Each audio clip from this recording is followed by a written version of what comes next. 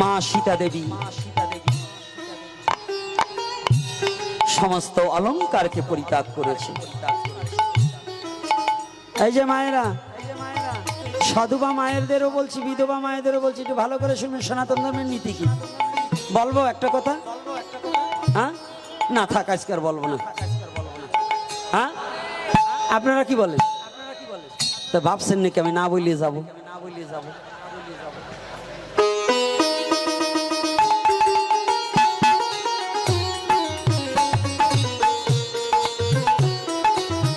আস্তে, আমি কি না বলা লোক? আপনারা না শুনতে চাইলো বাড়ি যেয়ে বলি যাবো, তবু বলবো,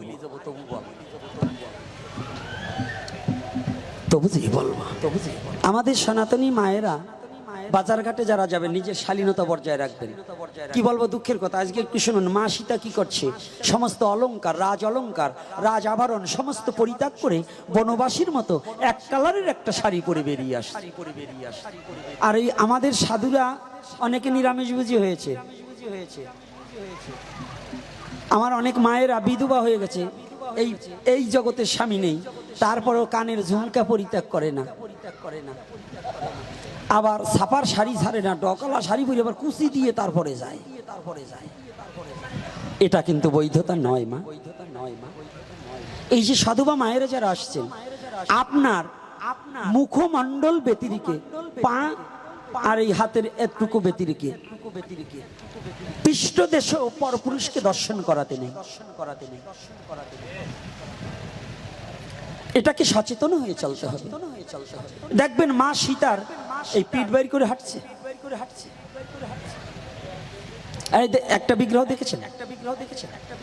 এই বাংলাদেশের মধ্যে আর্ট শিল্পীরা তারা কিছু নিজেদের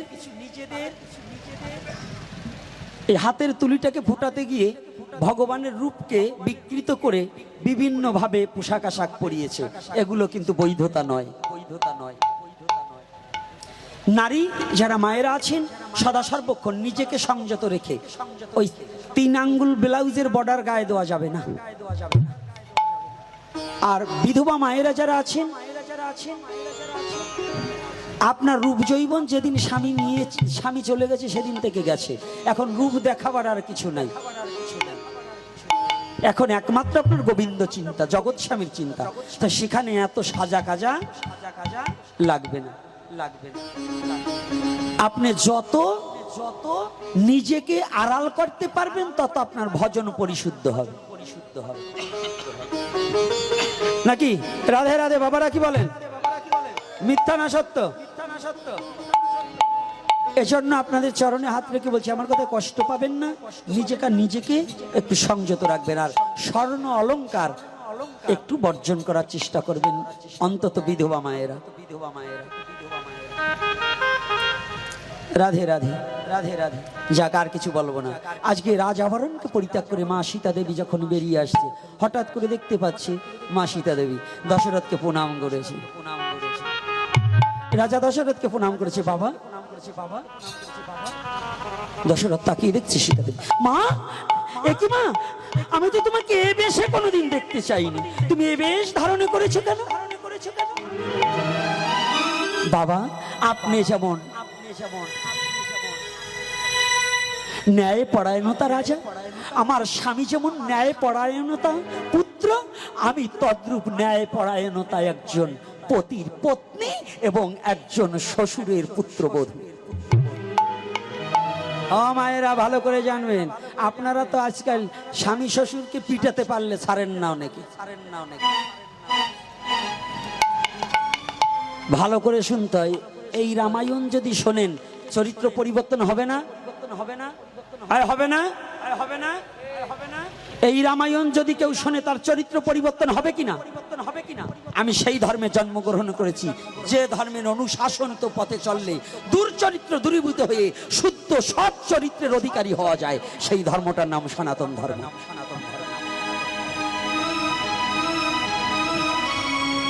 এটা বুঝে নিতে হবে। যখনই বলছে আমি সেই নিষ্ঠাবান পরায়ণতা স্বামীর পত্নী, আমি সীতা। মা বলছে হ্যাঁ আমিও। যে রাজপ্রাসাদে যে স্ত্রীর স্বামীর থাকবার জায়গা থাকে না, সেখানে সতী থাকতে পারে। আমি আমার পতির যে গতি, সতীরও সেই গতি হয়। ও মায়েরা, পুজোর সময় যদি স্বামী একটু অভাবে থাকে, যদি শাড়িখানা একটু কম দামি হয়, অনেক মায়েরা বলে ফেলেন পারবা না তো বিয়ে করছিলা কেন? কিরে বাবা, এরকম আছে কিনা? আরে কেন, তুমি তো বিয়েই করো না, তুমি আছে কও কেন? দেখছেন, যারা করছে তারা কয় না, উনি গ্যারান্টিতে আশায় আছে, উনি কয় হ আছে। কে 2-4 বার ঠক খাইছো নাকি? হ্যাঁ, পরের কথা বলে দোষ খুঁজে বেড়াইও না, নিজের দোষটা খুঁজো। তাই ওই দলের লোক এমনও আছে যে এই গত পুজোয় দাবর খাইছে। তাই দেখুন আমার রামায়ণে কি বলছে। রামায়ণে বলছে পতির যে গতি, সতীরও সেই গতি। এটার নাম সনাতন। স্বচ্ছ শাশ্বত যাহা তাহাই সনাতন। আজকে দশরথ চোখের জলে ভাসছে। মা ও মা, তুমি যেও না। আজকে আমি অযোধ্যা নগর থেকে আমি লক্ষ্যে হারা হয়ে গেলাম। আমি অযোধ্যা নগর থেকে আমি লক্ষ্যে হারা হয়ে গেলাম।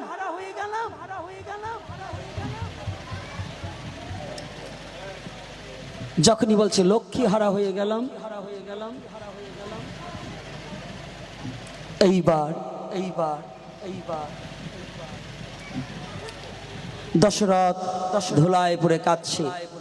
যখন ভগবান রামচন্দ্র বেরিয়ে যাবে, রাম লক্ষ্মণ সীতা ইতিমধ্যে প্রজারা বললেন, প্রভু যদি তোমার যেতে হয় আমাদের বক্ষের উপর চরণ রেখে তুমি চলে যাও, তোমাকে যেতে দেব না। সেদিন রামচন্দ্র দাঁড়িয়ে বলেছিলেন, হে প্রজাগণ, যদি তোমরা আমাকে ভালোবেসে থাকো তাহলে আমার বাক্য প্রতিপালন করো। আমার পিতার বাক্য প্রতিপালন করে আবার আমি তোমাদের সাথে এসে দেখা করব। আবার আমি তোমাদের সাথে এসে দেখা করব। ছুটে চলে গেলেন 14 বছর। আপনারা এর মধ্যে আরো 7 দিন যদি বলতে দিতেন, আমার পিপাসা নিবৃত হলো না, আপনাদেরও হবে না। কারণ 14 নম্বর গুদাম খালি হইলে পরে কোনো হরি কথায় মন বসে না। খিদে পেটে রেখে হরি কথা হয়। আমরা তো কলিহত জীব, অন্নগত প্রাণ, সময়ও প্রায় অবসান। হ্যাঁ, রজনী হৈষ্ণে অবসান, আজ নিশীতে আসতে পারে আমার বন্ধু কালাচার। তাই এইবার আস্তে ছোট ধৈর্য সহকারে আমার আজকে ভালো লাগছে এখানে এসে, যে আমার মারা বাবারা কত মধুময় ধৈর্যের সহিত হরিকথা আস্বাদন করছে। এটা বড় একটা পাওনা আমার।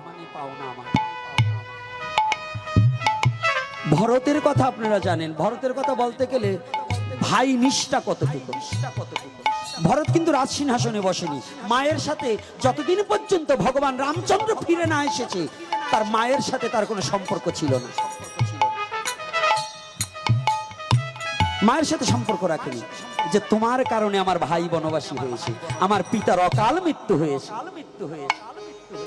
এজন্য ভরত মায়ের সাথে ভালো ব্যবহার করেনি।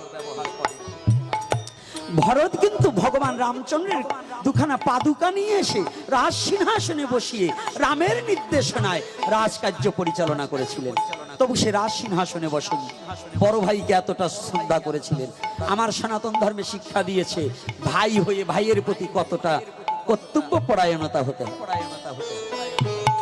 এটাই, এজন্যই রাম মর্যাদা পুরুষোত্তম। একে 14 বছর যখন পার হইয়া গেল, শুভক্ষণে শুভ লগনে ভগবান উপনীত হলো।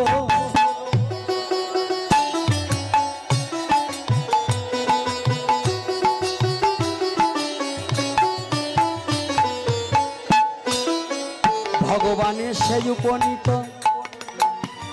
রাজপ্রাসাদের সম্মুখে দেখতে পাই অগণিত ভক্ত সিথায় আছে।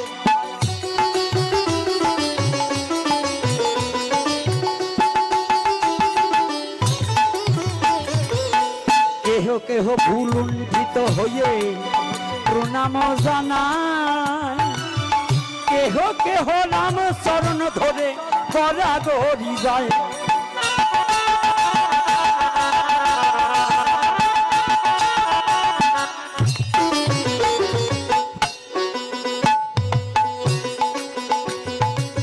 জয় জয় ধ্বনি হলো অযোধ্যা নগরে,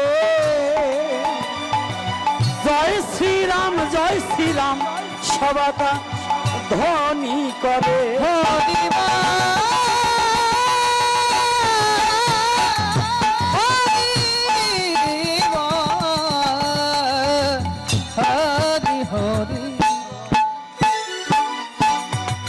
সবার চোখে অশ্রু বরিশন হরিবল হরিবল হতেছে যে ভাই, কেঁদে কেঁদেও অযোধ্যা নগরে আনন্দের সীমা নাই।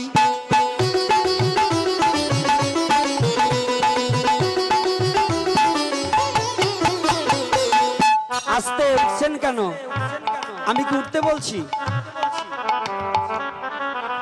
কি মানে কি ভাবছেন একটু সুর দিছি চলে যাবো, তাই দক্ষিণে দিয়ে যাবেন না? কি একপালা রামায়ণ দক্ষিণে না দিয়ে যাচ্ছেন কোন কারণ?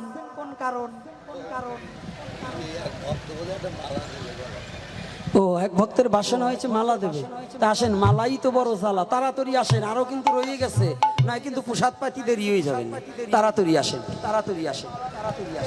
4-5 জন চলে যাও, একবারে পিছন থেকে, ওই মালা নিয়ে যে আসবে। এইবারেতে অযোধ্যা নগরে সমাচার করি যে বর্ণনা, ভুল ক্রমে উঠে কিন্তু আপনারা যাবেন না।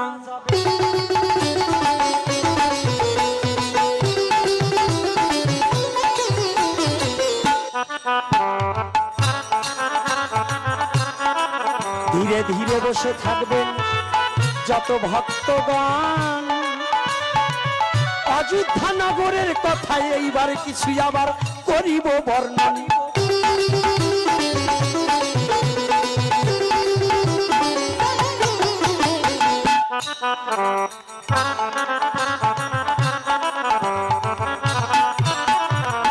সকবাই মিলে বরণ করে প্রভুর ভুবরে,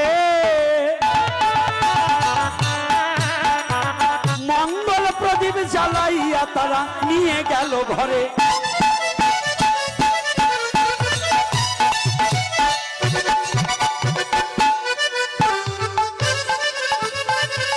হেন অবস্থায় যখন প্রভু রামচন্দ্র অযোধ্যা নগরে রাজপ্রাসাদে গমন করে,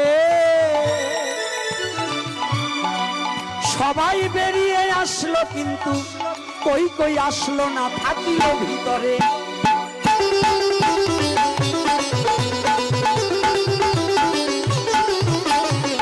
আস্তে দাঁড়াও, কই সবাই এসেছে কিন্তু কই আসেনি।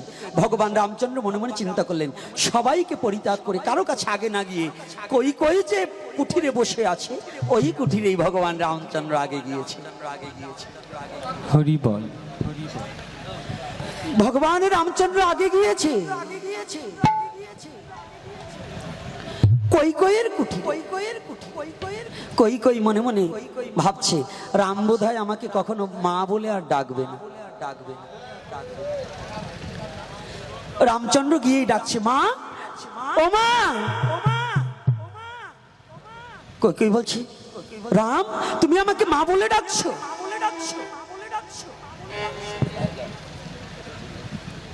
তুমি আমাকে মা বলে ডাকছো? ওরে বাবারে,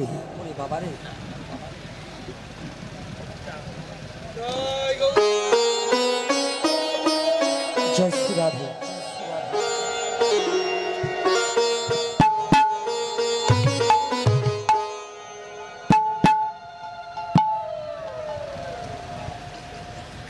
যাক যাক, জয় শ্রী রাধে, জয় শ্রী রাধে।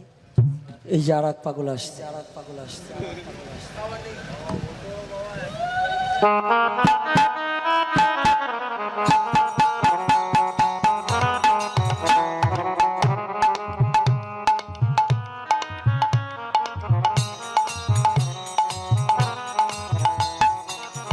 ভালো করে এই কথাটা একটু নিরূপণ করতে হবে। আর লাস্টে ভাগবতের পুষ্পাঞ্জলি দিবেন আমার বাবা স্বপন কুমার গোস্বামী। তবে আমি রামলীলাটাকে একটু দাঁড় করিয়ে রেখে লাস্টে ভাগবতের পুষ্পাঞ্জলি দিবেন বাবা স্বপন কুমার গোস্বামী। আপনারা বসে থাকবেন, একটু ধৈর্য ধরুন। আর পরে কবিতা আকারে আমার জ্যোতিমায়ের কিছু স্মৃতিচারণ করার জন্য আমার এই বাবাজি লিপিবদ্ধ করেছে। বাবার পুষ্পাঞ্জলি দেওয়ার পরে বাবা সেই কবিতাটাকে আবৃত্তি করে আপনাদের মধ্যে তুলে ধরবেন। তবে আমি আর 10 মিনিটের মধ্যেই ছেড়ে দিতে চেষ্টা করব, নাকি? হ্যাঁ, 10 মিনিট করবা কি? 10 মিনিটের এইবার যখনই বলছি তুমি আমাকে মা বলে ডাকছো, বলছে হ্যাঁ মা। বলছে কেন? আমি যে কাজ করেছি তুমি তো আমাকে মা বলে ডাকার কথা নই। আগে সাত, পরে বিষাদ।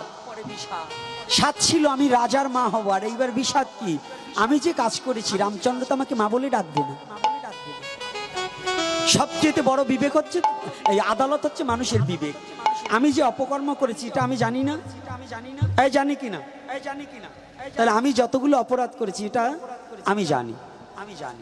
বিবেকের কাছে প্রশ্ন করলে স্পষ্ট হয়ে যায়। তাই কই বলছি আমি যে কর্ম করেছি তুমি তো আমাকে মা বলে ডাকার কথা না।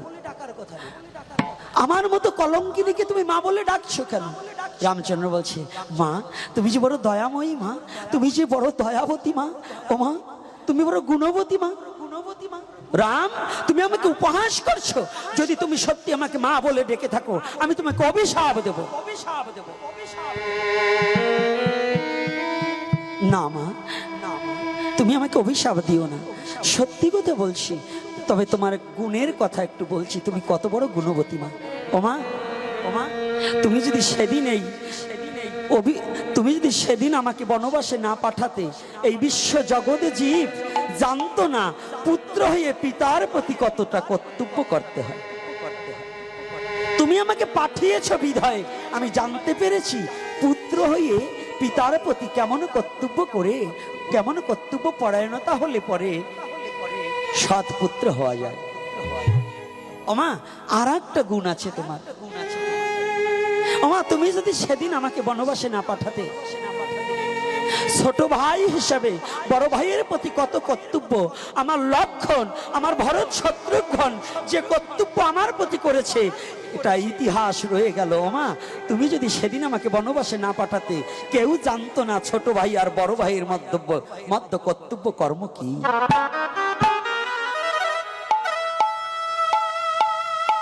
ওমা আর একটা গুণ আছে তোমার, সে গুণটা কি জানো? তুমি আমাকে বনবাসে যেতে বলেছিলে কিন্তু তোমার বৌমাকে তো যেতে বলনি, জানো মা?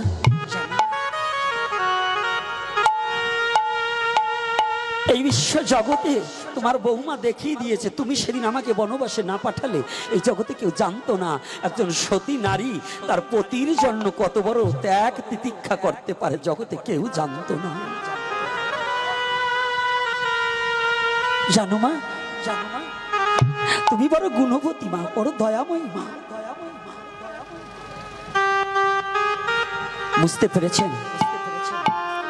দোষটাও যিনি গুণ বিবেচনা করে নিয়েছে সে কে? মর্যাদা পুরুষোত্তম ভগবান রামচন্দ্র। আর আজকে যাহাদের আত্মা শ্যামাপদ বিশ্বাস ও জ্যোতি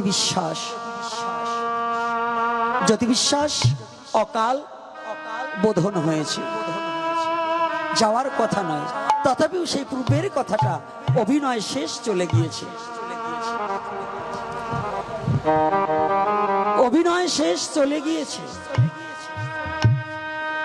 তবে একটা কথা কি জানি, তার আত্মাটা যেখানে যে অবস্থায় থাকুক না কেন সকলে একটু প্রার্থনা করবেন এই জ্যোতির আত্মাটা যেন কোনো বৈষ্ণবের ঘরে, কোনো ভক্তের ঘরে গিয়ে যেন শুদ্ধ ভজন করার মতো যোগ্যতা হয় তার।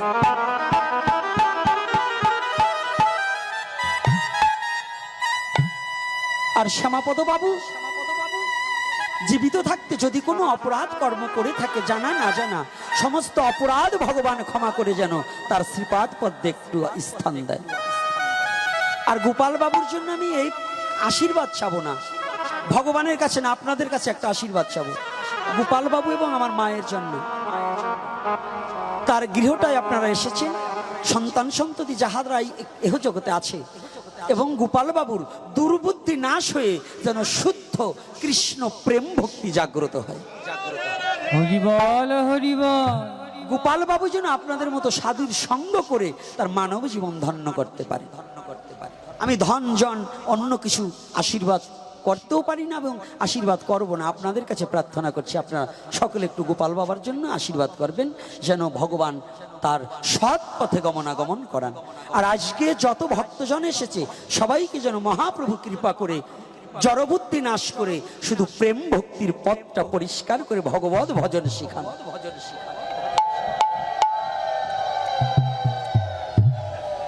আজকে রামচন্দ্র মা কৈকেয়ীকে সান্ত্বনা দিয়ে, কৌশল্যাকে প্রণাম করে, সুমিত্রাকে প্রণাম করে, ধন্য ধন্য করে আজ রামচন্দ্র অযোধ্যা নগরে রাজা হলেন। প্রজাদের বদনে হাসি ফুটলেন, মৃত্যু বৃক্ষে পুষ্প প্রস্ফুটিত হল।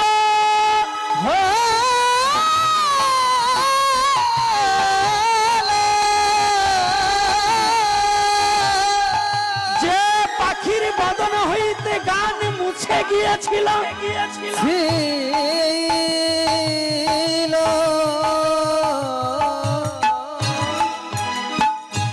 আওয়াজ মধুর সুরে জয় রাম শ্রীরাম বলে ধ্বনি করলেন। গাভীর বদনে হাম্বা ধ্বনি উঠলেন। অযোধ্যা নগরে আনন্দের বন্যা বয়ে গেল, সমস্ত অনাবিল দূরে চলে গেল। আজ আমাদের হৃদয়ের সমস্ত অন্ধকার মোচন করে গৌর হরি যেন সেই আনন্দের উদয় করে দেয়। এই প্রার্থনা করি আমি আমার সেই প্রভু রামচন্দ্রের পায়ে। হরি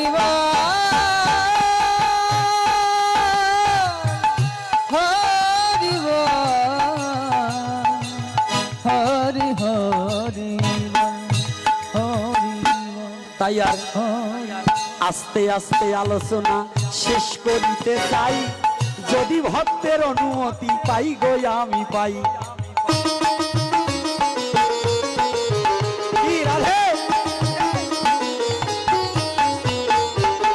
বেলা কিন্তু অবসান হলো, ঘড়ি ধরে দেখি আর কত সময় বসে থাকতে এই অকর্মা ঢেকি।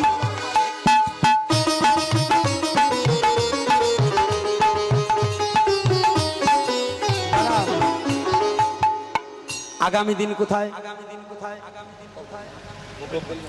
কপিলমুনি আগামী দিন প্রবচন আছে। এই আপনাদের এই মুখ পোড়া হনুমানটা ওখানে যাবে, তাই কৃপা করে যদি ভক্তদের সম্ভব হয় যাবেন। আজকের মতো ভক্ত ভগবান অযোধ্যা নগরে মিলন হয়ে গেল। প্রেমানন্দে ভক্তগণ একবার হরি হরি বলো। আর এইবার ভাগবতের পুষ্পাঞ্জলি প্রদান করবেন।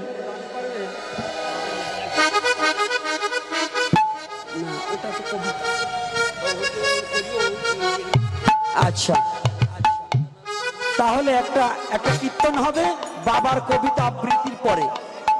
হ্যাঁ, একটা কীর্তন হবে। বাবা তোমার ওই মাউথটা একটু দাও। জয় শ্রী রাধে। আমরা করবো আপনাকে নিয়ে, আপনি করবেন কীর্তন। আজকে ছাড়বো নাকি? জয় নিতাই।